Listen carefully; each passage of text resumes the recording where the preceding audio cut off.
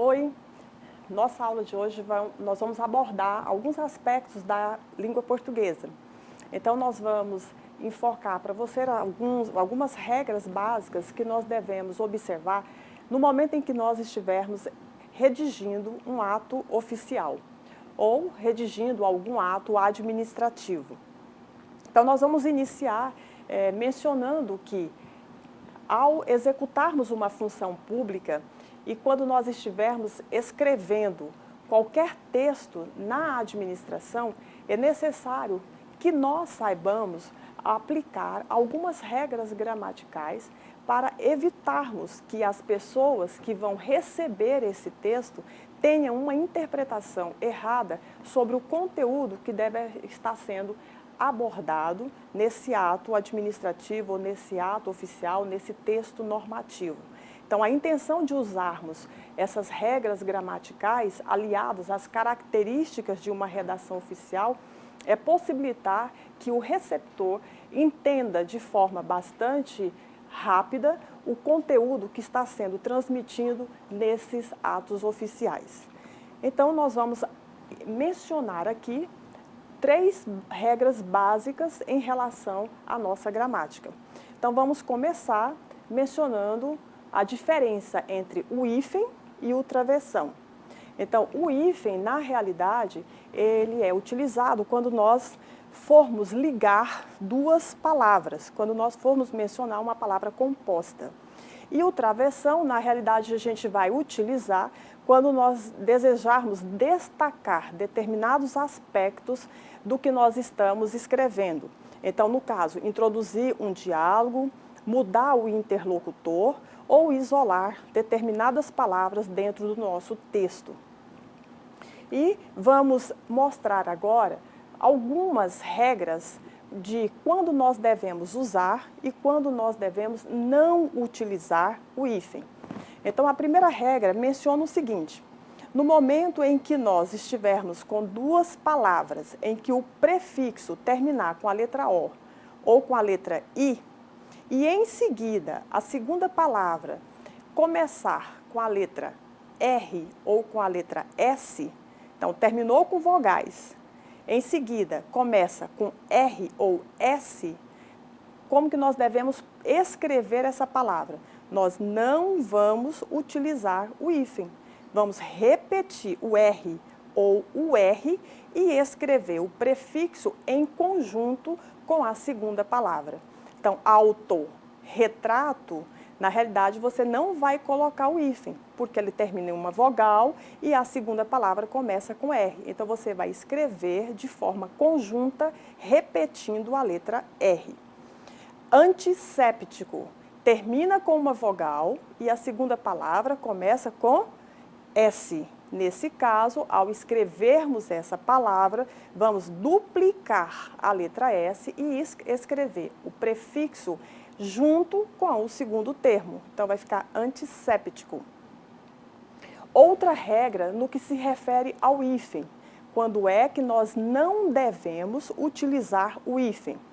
Quando o prefixo terminar com uma vogal e a segunda palavra começar com outra vogal que seja diferente da que finalizou o prefixo.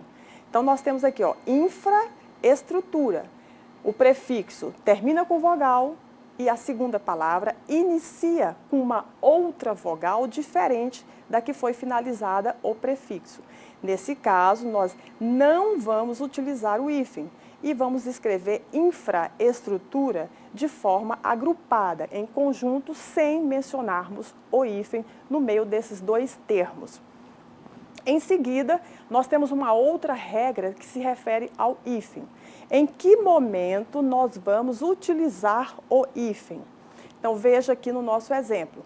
Quando o prefixo, ele está terminando com uma vogal. E a palavra, e a segunda palavra que vai iniciar, ela começa com a mesma vogal que terminou o prefixo ou quando ela começar com a letra H. Então, nós temos aqui anti-inflamatório. O prefixo termina com I e a segunda palavra também começa com a mesma vogal que finalizou o prefixo, ou seja, com a letra I. Nesse caso, nós temos que separar esses dois termos, mencionando essa palavra composta através de quê? De um hífen. Então, nós vamos colocar ante o hífen e em seguida a palavra inflamatório. Quando é que não se usa o hífen? Para todos os prefixos que começarem com a letra CO, com a expressão CO. Então, se você tem essa palavra que começa com o prefixo CO, nesse caso você não vai separá-los com o hífen. A palavra será escrita de forma conjunta. No nosso exemplo, nós temos aqui a cooperação e nós temos o coabitar. Então, são palavras que começam com o prefixo CO, mas que não haverá necessidade de separá-las com o hífen. Em seguida, outra regra do hífen, quando o prefixo terminar em R e a segunda palavra também começar com R. Então, nesse caso, nós devemos fazer o quê? Usar o hífen para separar esses dois termos. Então, no caso aqui, nós temos inter-relação, o prefixo e a nova palavra, um finalizou com R e a nova palavra começou com R. Nesse caso, é obrigatório o uso do hífen. Então, essas são algumas dicas de quando nós devemos utilizar o hífen. Em seguida, nós vamos mostrar para vocês em que momentos nós devemos usar as iniciais maiúsculas.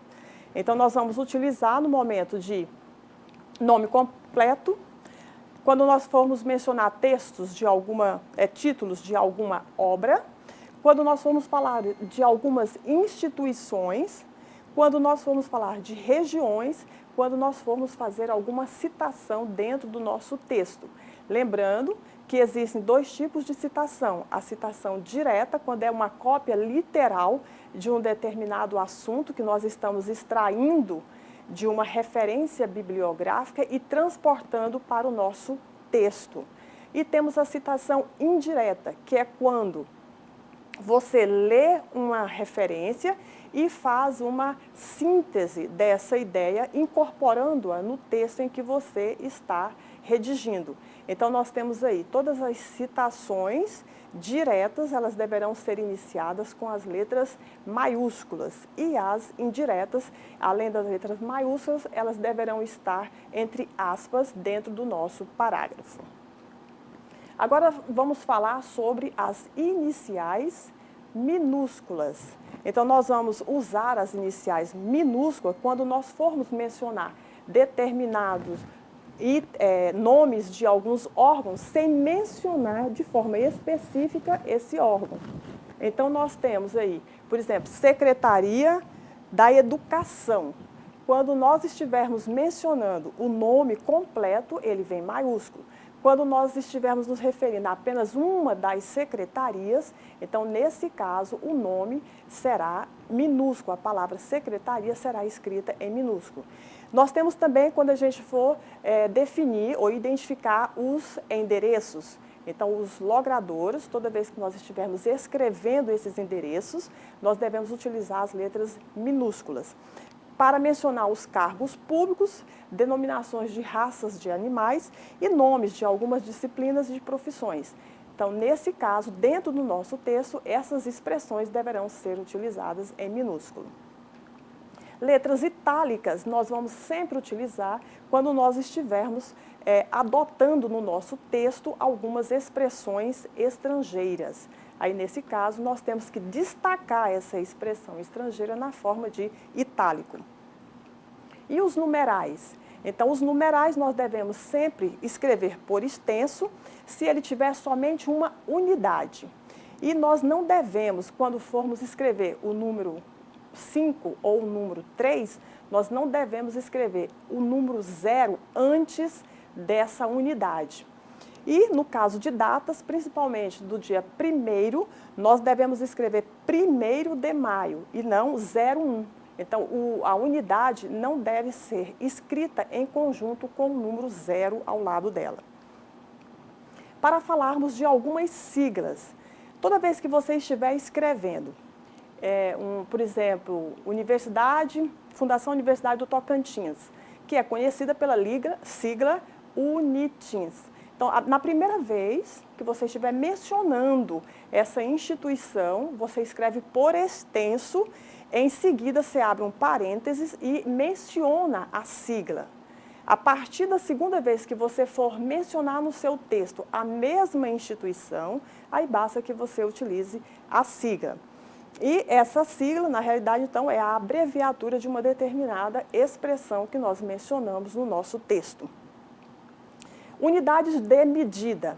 Então, as unidades de medida, elas são escritas sempre em letras minúsculas e não há necessidade de colocarmos ponto na frente dessas unidades. E para que você possa identificar as demais regras gramaticais que nós iremos utilizar no nosso texto, é necessário que você consulte os diversos livros da língua portuguesa que estão disponíveis e também o nosso material didático. Então, bons estudos em relação à nossa língua.